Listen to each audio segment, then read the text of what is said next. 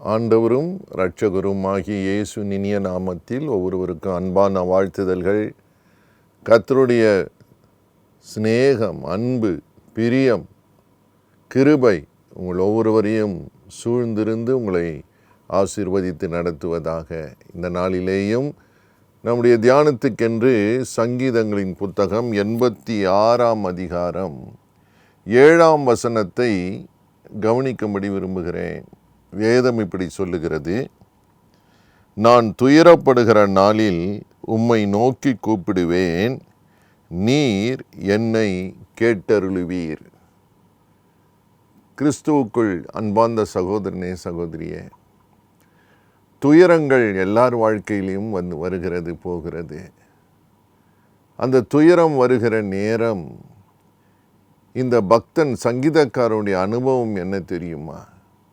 நான் துயரப்படும் நாளில் உம்மை நோக்கி கூப்பிடுவேன் ஆண்டவரே. துயரம் வரும்பொழுது எல்லாரும் தூர போய் விடுவார்கள். மகிழ்ச்சியாக இருக்கும்போது அநேகர் நம்மோடு இருப்பார்கள். ஆனால் துயரம் வரும்பொழுதோ பெரும்பாலும் அநேகர் நம்மோடு இருப்பதில்லை. அந்த துயரத்தின் பாதையில் தனியாய் போக நேரிடுகிறது. இந்த சங்கீதக்காரன் சொல்லுகிறான், நான் உம்மை நோக்கி கூப்பிடுவேன். I will look and call upon you, Lord, in my times of distress. நான் துயரப்படுகிற நாளில். துயரங்கள் பல விதத்திலே வருகிறது. நம்மை நேசித்தவர்களை இழப்பதினால் வருகிற துயரம் உண்டு. நாம் விரும்பினது நம்மை விட்டு விலகி போகும்போது துயரங்கள் வருகிறது உண்டு. ஒருவேளை சில பொருளாதார இழப்புகள் வருவதினால் வருகிற துயரங்கள் உண்டு. சில நேரங்கள் நாம் ஏமாற்றப்படுவதினால் வருகிற துயரங்கள் உண்டு. மாறாத ஒரு பலவீனம், ஒரு வியாதி தொடர்ந்து இருக்கும் பொழுது துயரம் வருகிறது. பல விதங்களிலே இந்த உலகத்தில் துயரத்தை நாம் சந்திக்கிறோம். யுத்தங்கள் வரும்பொழுது, தேசத்தில் போராட்டங்கள் இருக்கும்பொழுது, யுத்தங்கள் நடக்கும்போது, சண்டைகள் நடக்கும்போது, உயிர் சேதங்கள் வரும்பொழுது, பொருட்சேதம் வருகிற பொழுதெல்லாம் பெரிய துயரங்கள். எங்கு பார்த்தாலும் மரண ஓலங்களின் சத்தம். அந்த துயர நேரத்தில் சங்கீதக்காரனுடைய அனுபவம் என்ன தெரியுமா? நான் உம்மை நோக்கி கூப்பிடுவேன். நாம் கூப்பிடத்தக்க ஒருவர் இருக்கிறார். என்னை கேட்டருளுவீர் என்று நிச்சயத்தோடு சொல்லுகிற ஒரு வார்த்தையை பார்க்கிறோம். There is a God who always hears and listens to your prayer. பிரியமானவர்களே, அந்த துயர நேரத்திலே தம்மை நோக்கி கூப்பிடுகிறவர்களுக்கு தேவன் என்ன செய்கிறார் என்று வேதத்தில் அநேக சம்பவங்கள் இருக்கிறது, சாட்சிகள் இருக்கிறது.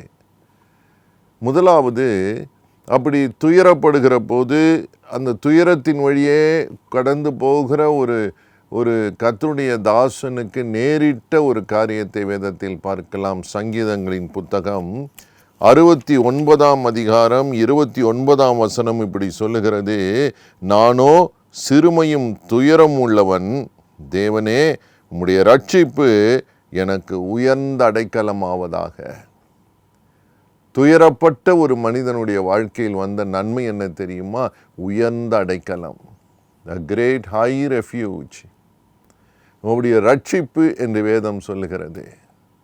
அவர் துயரம் வந்தது.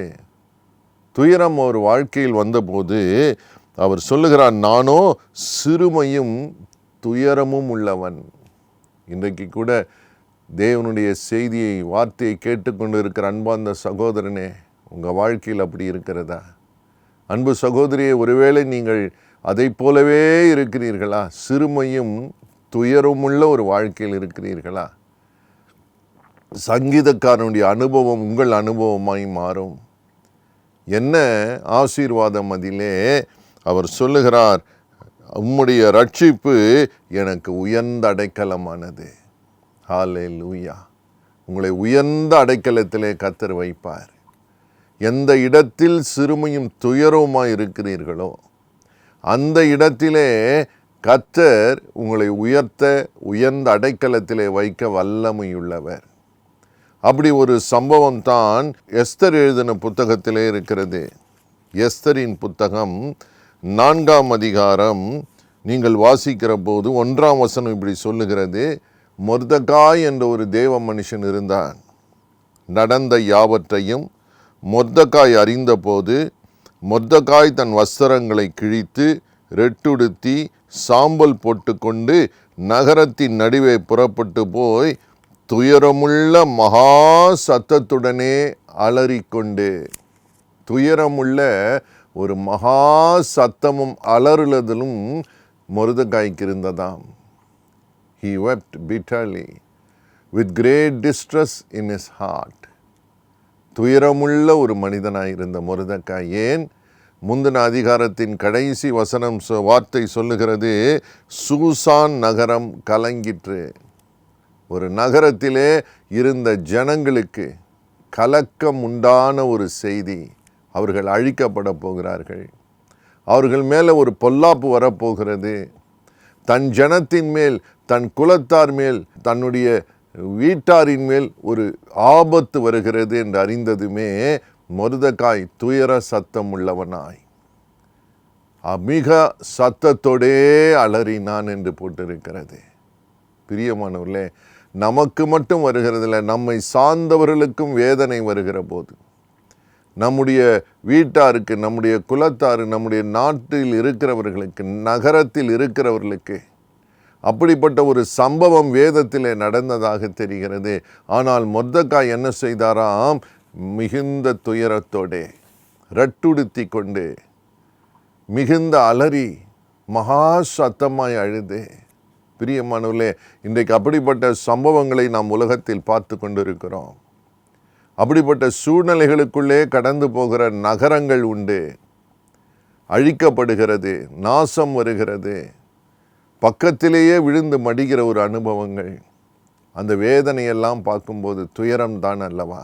ஆனால் இந்த மொர்தெகாய் அழுது அதோடு நிறுத்தவில்லை, தேவனை நோக்கி கூப்பிட்டார்.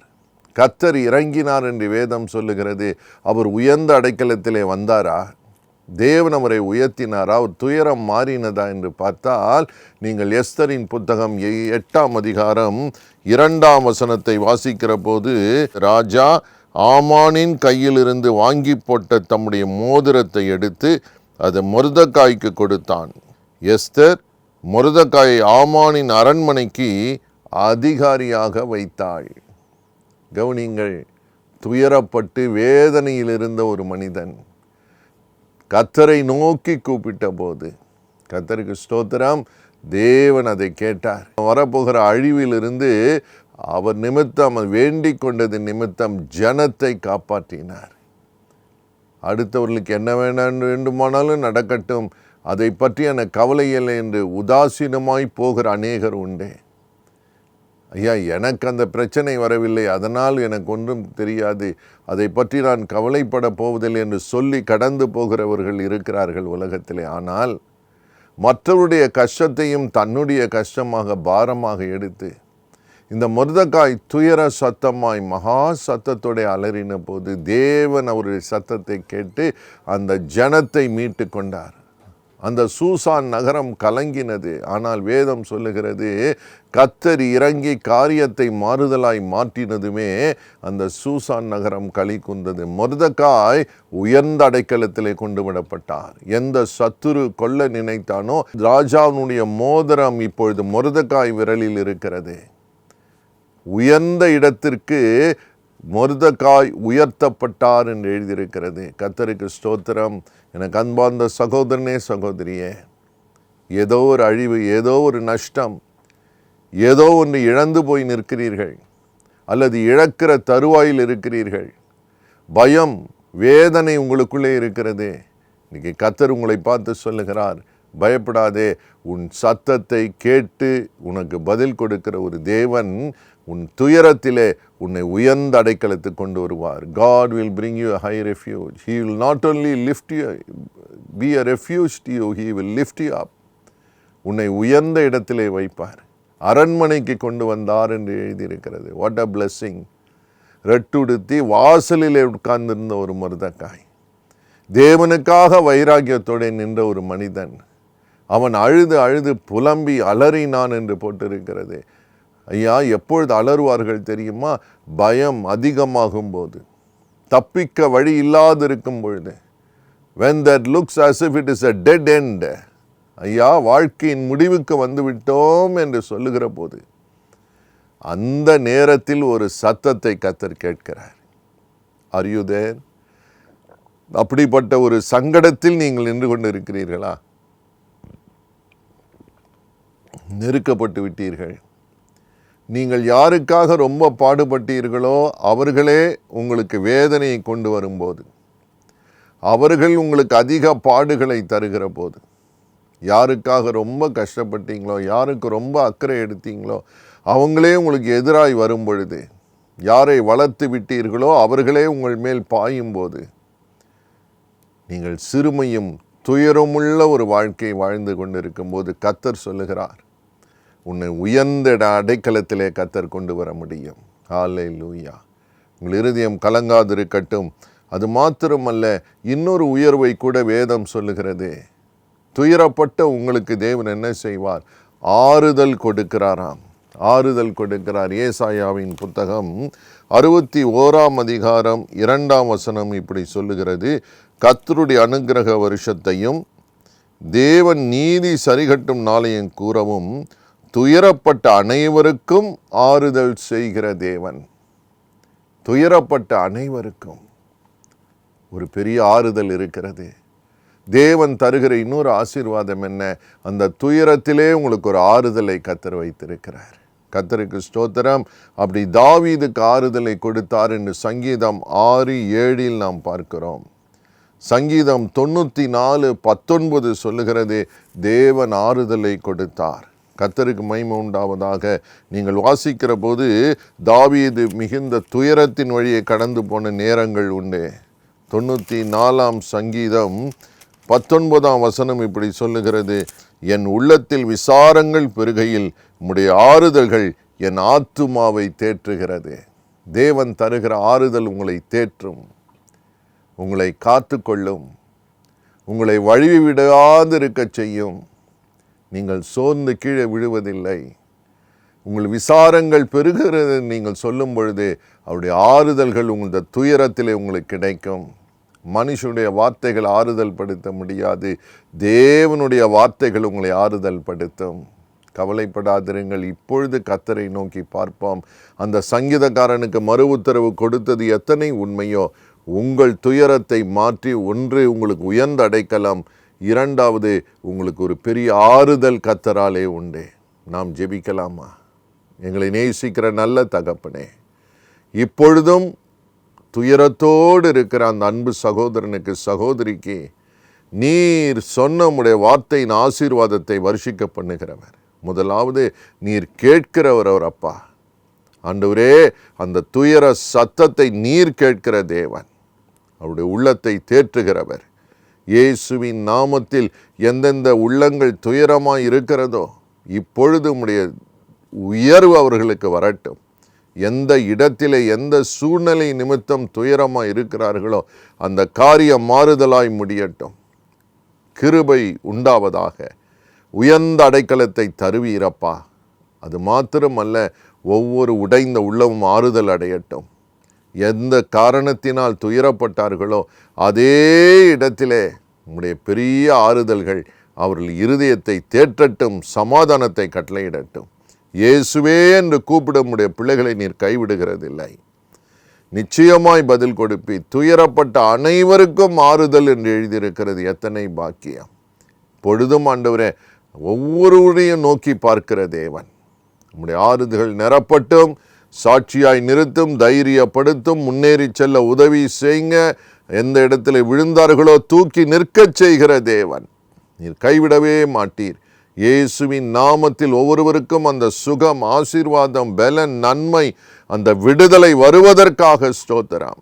நிரப்பும். உம்முடைய பரிசுத்த ஆவியின் அபிஷேகம் இறங்கட்டும், நன்மை உண்டாகட்டும் என்று சொல்லி ஜெபிக்கிறோம் இயேசுவின் நாமத்தில் நல்ல பிதாவே. ஆமேன், ஆமேன். God bless you.